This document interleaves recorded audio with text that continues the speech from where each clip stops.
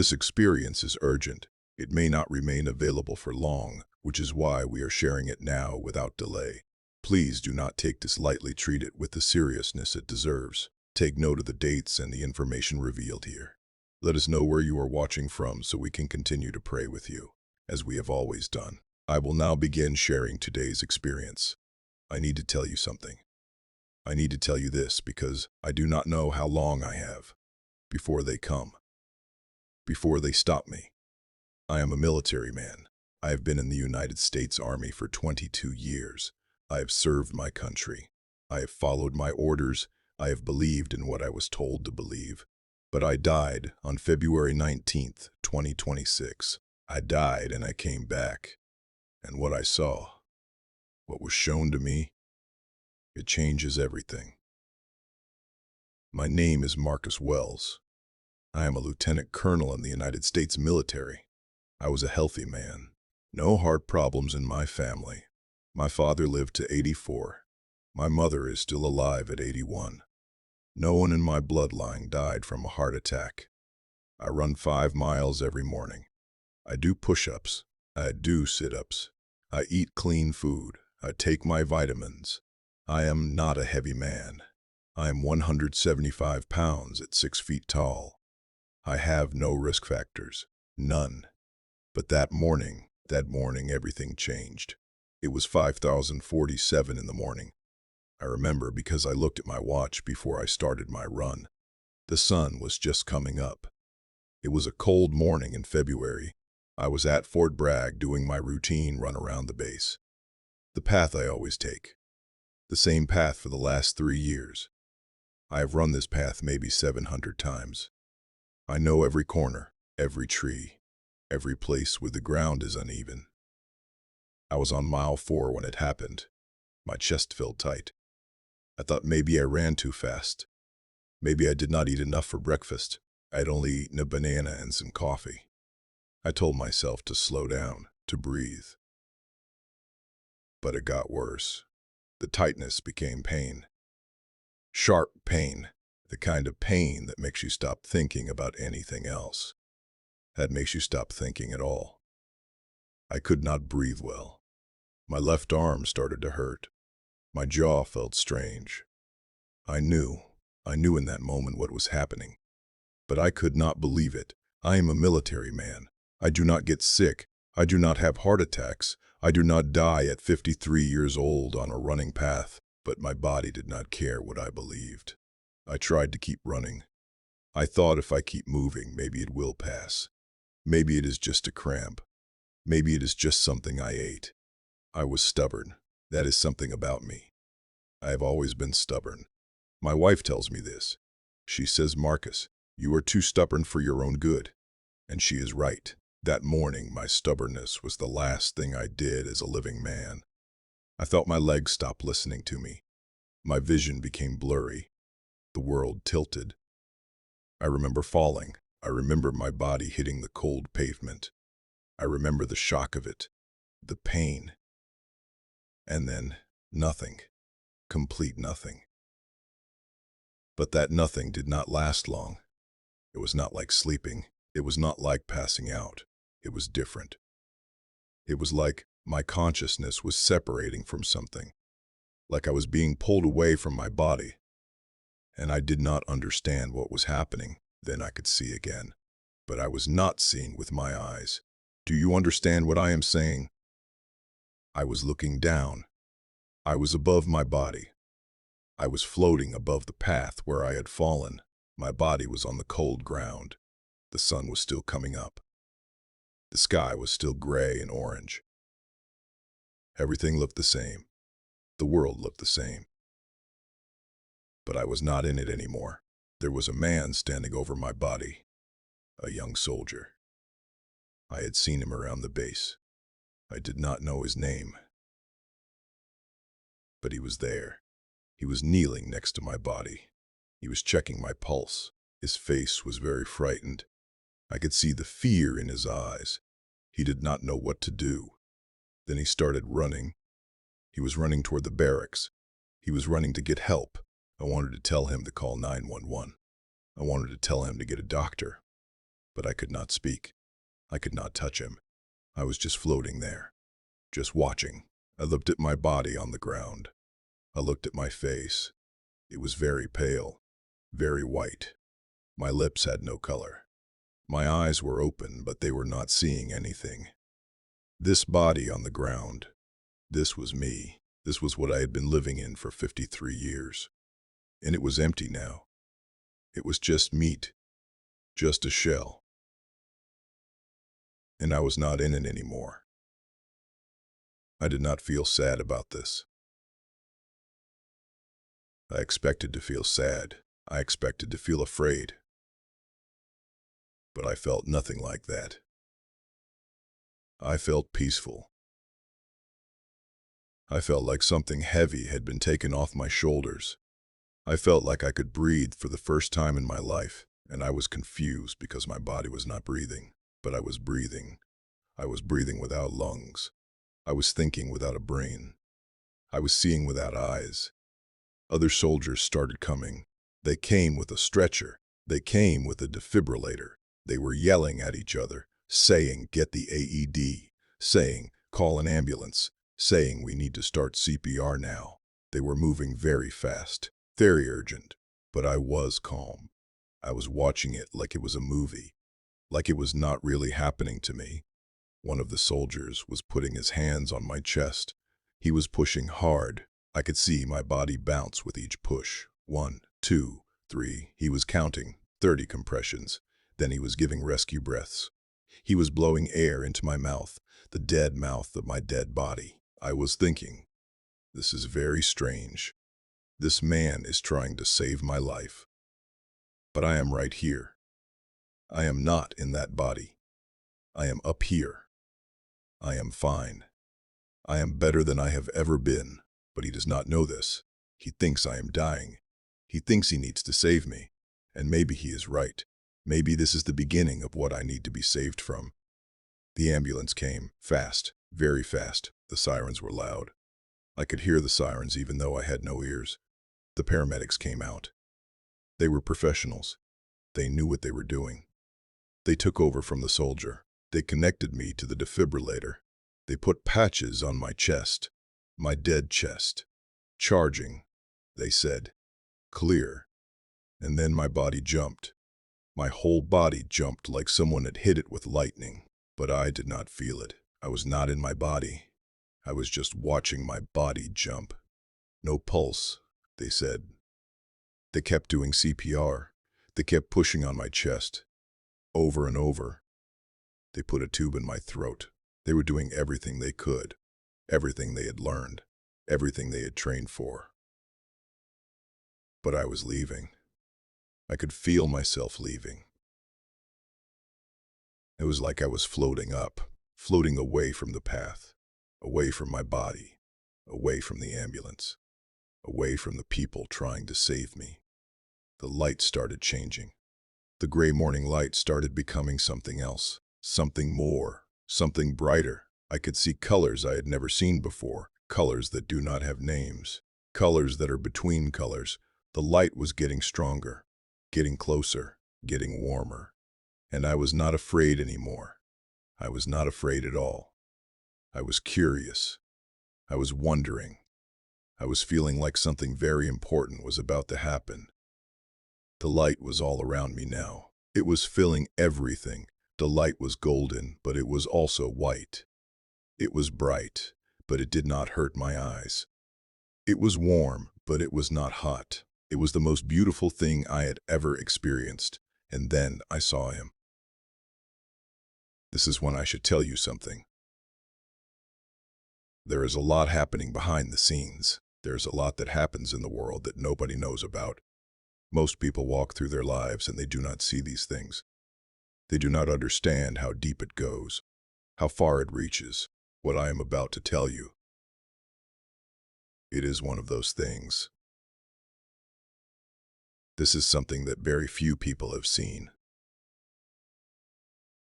Very few people have been allowed to know. But I was shown. I was taken to a place and I was shown. The doctors told me later that I was dead for 9 minutes. 9 minutes. No heartbeat. no brain activity. They told me that when they shocked me the third time, my heart came back. Just like that. Just came back. But where was I during those 9 minutes? Where was my mind? Where was my consciousness? I was somewhere else. I began to feel a peace like nothing I have ever felt before. All the pain was gone. All the fear was gone. There was just light, soft light, warm light, golden light, and I felt like I could breathe again, like my lungs were finally full, like I had been holding my breath my whole life, and now I could finally let it go.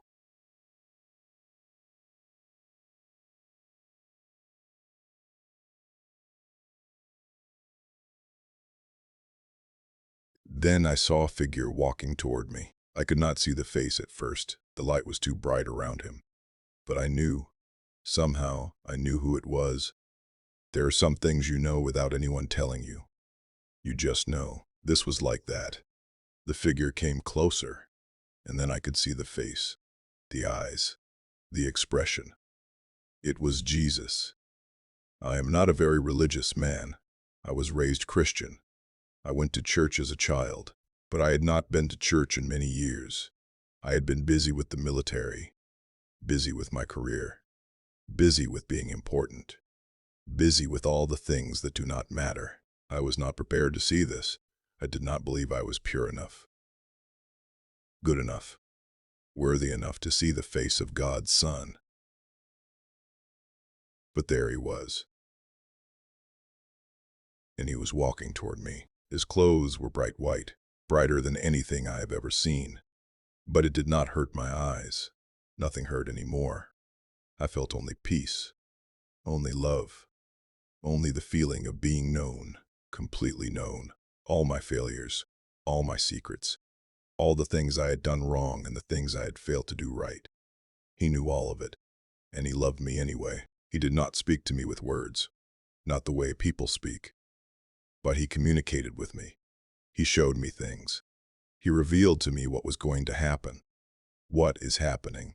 What has been happening while we sleep and work and raise our children and pay our taxes? He showed me a building, a very large building.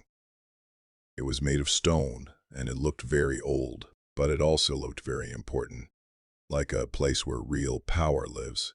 He took me toward this building.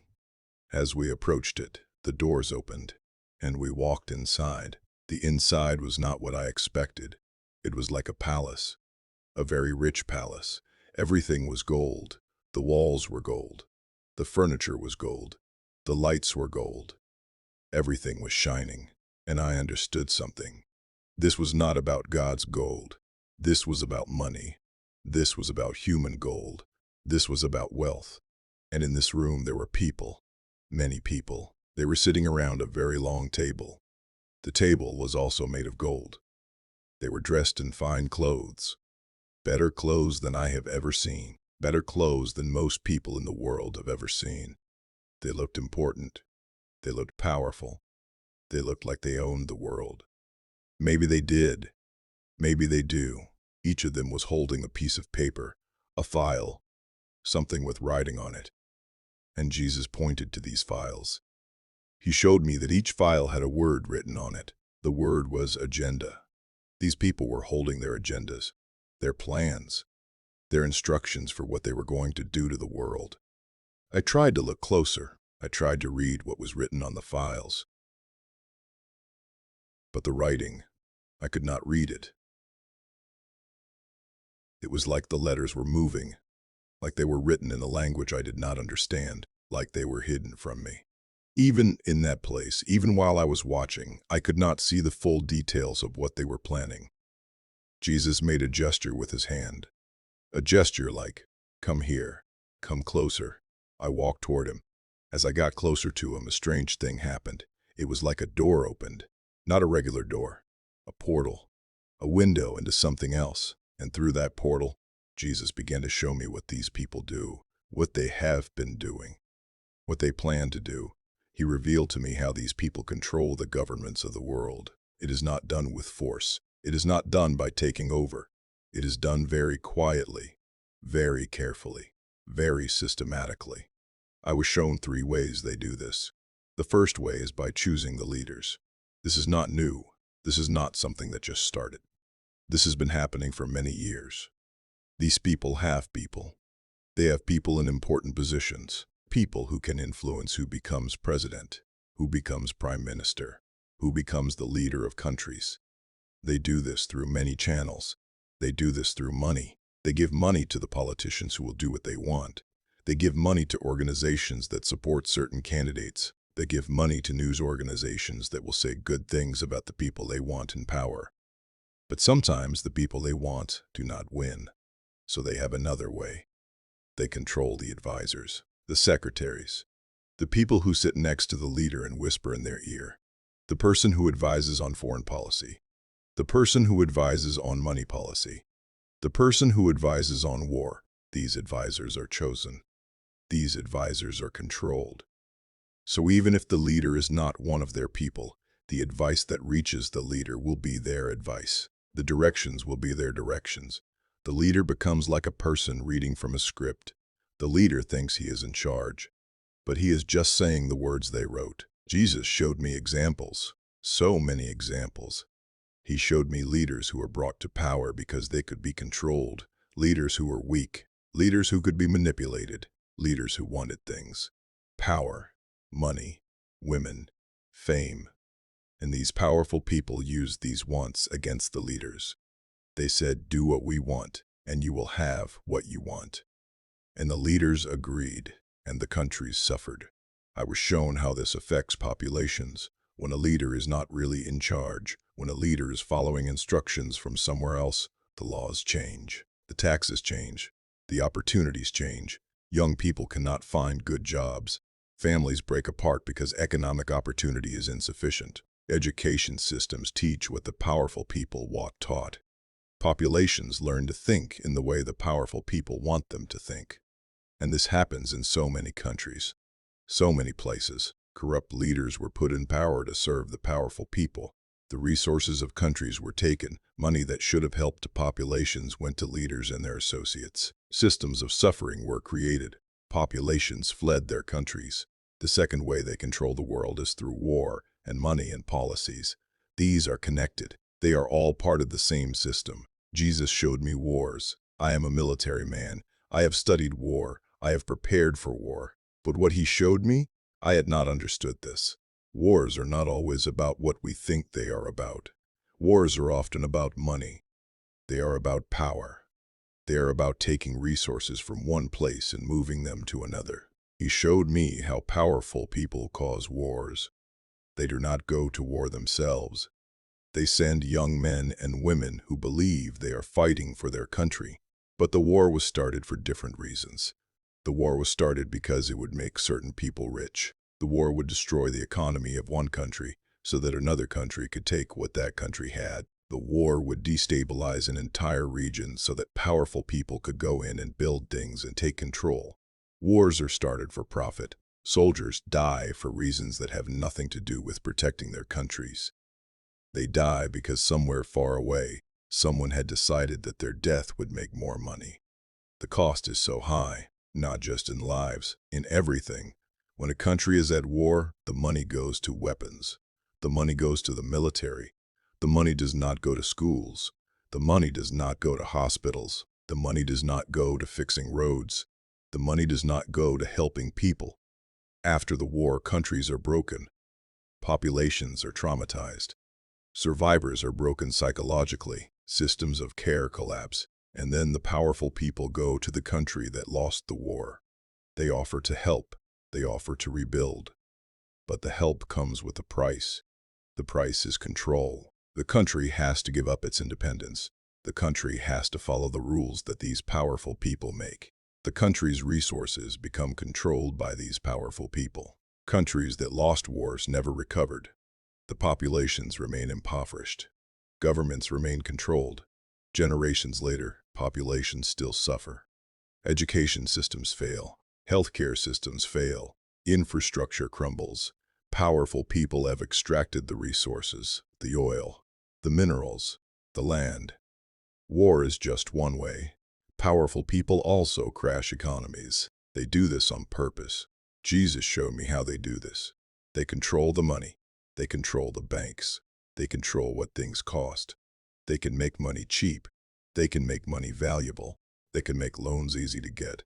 They can make loans impossible to get. When they want to crash an economy, they make it so people can borrow a lot of money.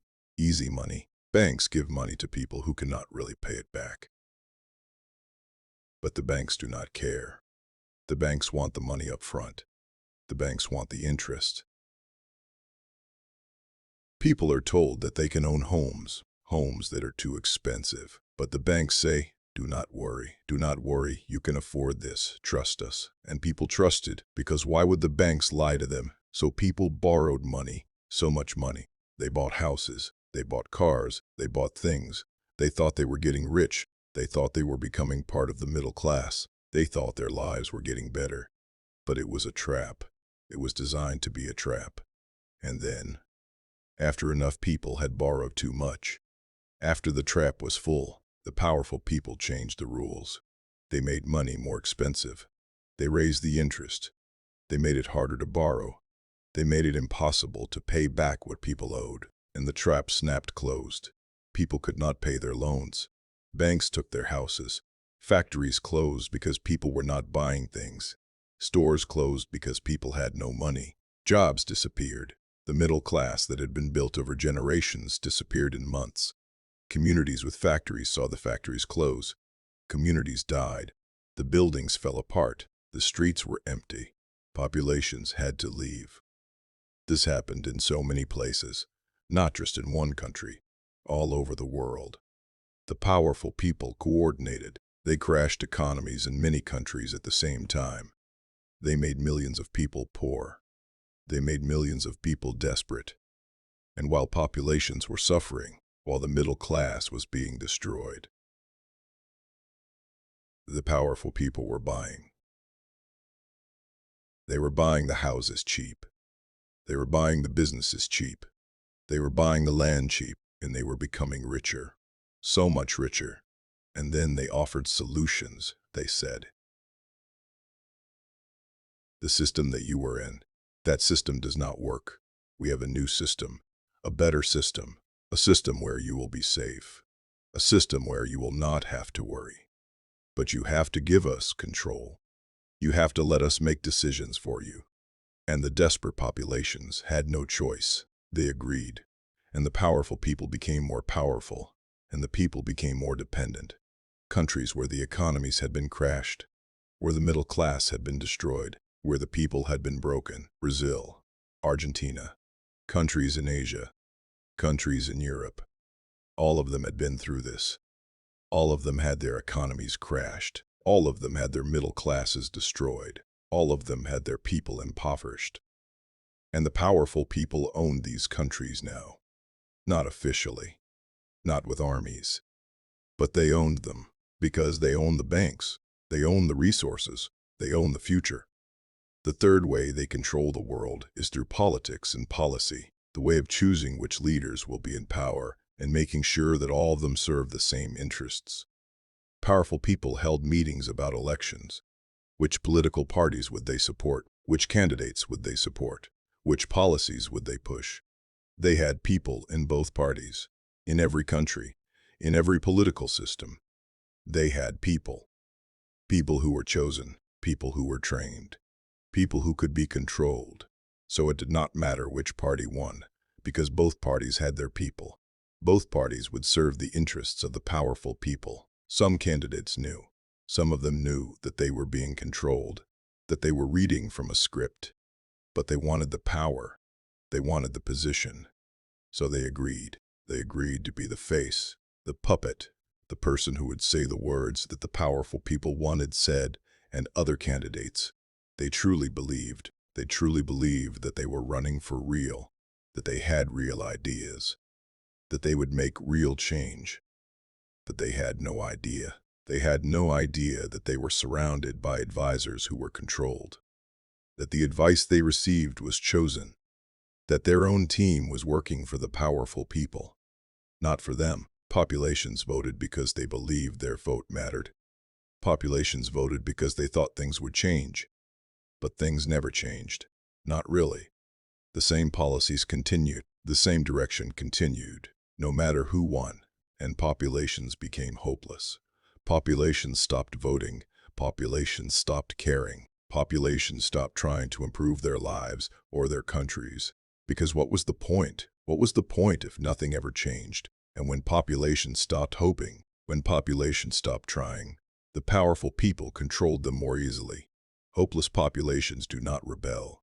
Hopeless populations accept what they are told. Leaders were chosen because they were selfish, because they were corrupt, because they could be manipulated. Leaders who were made dependent through addictions. Leaders who were given enemies to destroy while resources were being extracted. The corruption of leaders affected everything. Schools had no money. Hospitals had no money. Infrastructure fell apart.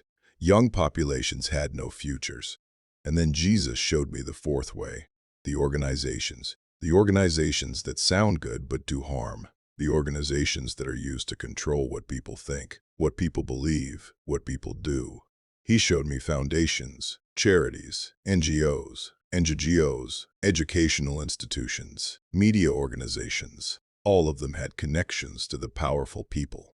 All of them were used to push certain ideas, to hide certain truths, to control the narrative. He showed me how money flows through these organizations, how it is used to influence, how it is used to control. He showed me schools where children were taught certain things, things that made them compliant, things that made them not question, things that made them accept what they were told.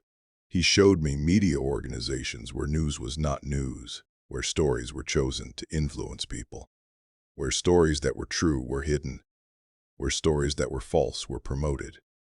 He showed me charities that sounded like they were helping, but the money from these charities never reached those they claimed to help. The money went to administrators, to executives, to people who were part of the system. He showed me movements that were started to change things, to help people. But the movements were infiltrated. They were taken over. They were directed toward goals that actually hurt the people they were supposed to help. And I understood something very deep. The control was not just political. The control was total. The control was through every institution, through every organization, through every way that information flows, through every way that people think. The control was like a web that was everywhere, a web that was invisible, a web that had been built over many years by many people, all working together. The people. The people living in this web. Most of them did not know. They thought they were free. They thought they were making choices. They thought they were in control of their own lives. But they were not. They were in the web, and the web was pulling, always pulling them in the direction that the powerful people wanted. Jesus showed me all of this.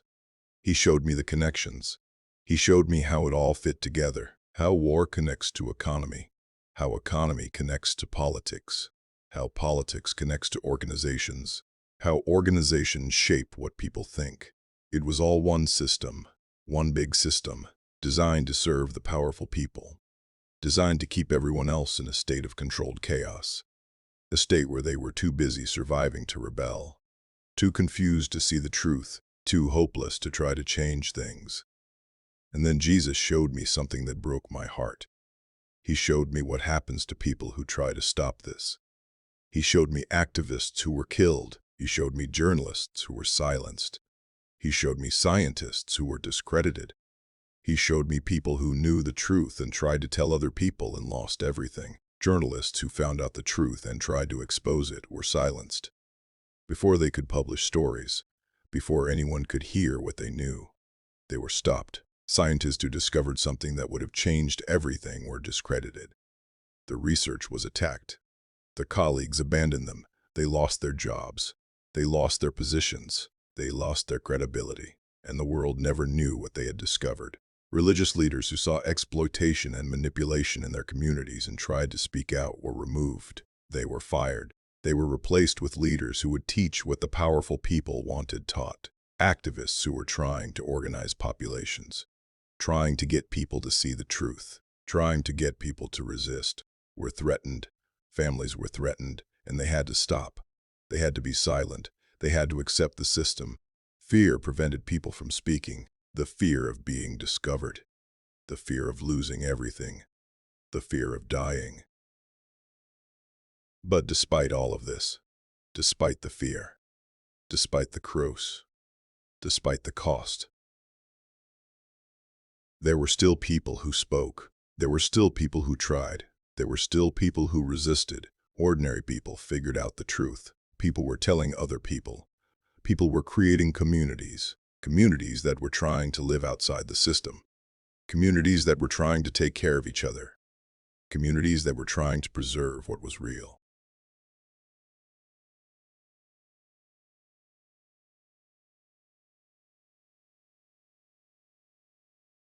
The network of people all over the world connected to each other, not through organizations, not through governments, but through truth, through a shared understanding of what was really happening, through a commitment to each other. These people were not powerful. They did not have armies. They did not have governments. But they had something else. They had truth. They had love. They had hope. They had hope. And Jesus told me something very important. He communicated to me that this network was growing, that more and more people were waking up, that people all over the world were seeing the truth, that people were choosing to resist, that people were choosing to live differently. But he also told me something else, something very serious. He told me that the time was short, that the powerful people were accelerating their plans, that soon, very soon, the control would tighten so much that resistance would become impossible, that soon the window for spreading the truth would close. And he told me that I was being given a choice. I was being given a choice to be part of the network, to help spread the truth, to help people wake up. But that choice would come with a cost. That cost would be everything. Everything I had worked for. Everything I had built. Everything I held dear. He showed me that I would be rejected, that people would not believe me, that people would think I was crazy, that the government might come for me, that I might lose my family, that I might lose my life. But he also showed me something. He showed me that my life meant something, that my voice mattered, that my testimony could help people wake up, that my willingness to sacrifice could inspire others to sacrifice, that my truth could help people find their own truth. And I understood the choice I had to make. Jesus released my hand. The portal began to close. The images faded. The golden building faded. The light was changing again. And I felt myself being pulled back, pulled away, pulled down. The light was fading. The warmth was fading. The peace was fading. I was being pulled back to my body. I woke up. I woke up in the hospital. There were machines all around me, machines that were beeping, machines that were showing my heartbeat. My heartbeat. My heart was beating again. There was a tube in my throat. I could not breathe naturally. The tube was breathing for me. It was uncomfortable. It was choking me. But I was alive. There was a nurse standing next to my bed. She saw my eyes open. She saw that I was awake. She looked surprised. She said something to someone else. She said, "He is waking up." She said, "Get the doctor." My wife came running. She came into the room. She looked at me and she started crying. She was crying so hard. She took my hand. She said, "Thank you, thank you, thank you," over and over, "Thank you." The doctor came. The doctor examined me. The doctor examined me. The doctor was amazed. The doctor said that I should not be here, that I should have brain damage, that I should be dead. But I was not. I was awake. I was conscious. I was alive. They removed the tube from my throat. It hurt. It hurt my throat. It hurt my chest. But I could breathe. I could speak. The first thing I said was, I have something to tell you. I said it to my wife. I said it to the doctor. I said it to the nurses. I have something to tell you. Something that you need to hear. Something that the world needs to hear. I told them. I told them what I had seen. I told them about the building with the gold. I told them about the people holding the agendas. I told them about the portal. I told them about what Jesus had shown me. My wife listened. She believed me. I could see it in her eyes. She believed me. She did not understand everything, but she believed me. The doctor listened. The doctor did not believe me. The doctor said that sometimes when the brain is deprived of oxygen, it creates hallucinations.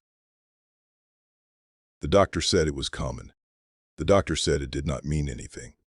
But I knew. I knew that what I had seen was real. I knew that it was not a hallucination. I knew that Jesus had shown me the truth. I have been telling people this story for weeks now. I have been telling people what I saw. I have been trying to help people wake up. Some people believe me. Some people think I am crazy. Some people have warned me that if I keep talking, bad things might happen to me. But I do not care anymore. I do not care if people think I am crazy. I do not care if I lose my job or my reputation or my freedom. What I saw is real. What Jesus showed me is real. And people need to know. The system is real. The organizations are real. The control is real. The suffering is real. The destruction of the middle class is real. The wars started for money are real. The economies crashed on purpose are real. The leaders who are puppets are real. The organizations that pretend to help but actually control are real. And people can see it if they look. People can see it if they look. People can see it in the news that is hidden. People can see it in the wars that do not make sense. People can see it in the leaders who are chosen for them. People can see it in the policies that make no sense. People can see it in the organizations that sound good but do harm. People can see it in the way their lives are getting harder while the rich get richer. People can see it in the way their futures are disappearing. I am telling you this because you need to know. You need to know that you are not crazy when you feel that something is wrong. You need to know that your instincts are correct. You need to know that the world is being controlled by people who do not have your best interest in mind. You need to wake up. You need to stop trusting blindly. You need to start asking questions. You need to start looking for truth. You need to start talking to other people about what you see. You need to find the network of people who know, the network of people who are resisting, and you need to do it soon. Because the control is tightening. The system is getting stronger. The window for spreading the truth is closing. Soon it will be too late. I do not know how long I have before they silence me. I do not know how long this testimony will be allowed to exist. I do not know if they will come for me. I do not know if I will be discredited. I do not know if I will disappear. But I had to tell you. I had to tell you what I saw. I had to tell you what Jesus revealed to me when I died on February 19th, 2026. I died. I was dead for 9 minutes. And in those 9 minutes, I saw the truth. I saw how the world really works. I saw who really runs the world. I saw what they are doing. I saw what is coming. And now I am telling you. And it is real. I have no reason to lie to you. I have nothing to gain from lying to you. In fact, I have everything to lose. My job, my freedom, my life. But I am telling you anyway, because the truth is more important than any of those things. Listen to me. Please listen to me. Wake up. Please wake up. See what is happening. Please see. The time is running out. The window is closing. Soon it will be too late. Wake up. Please, wake up.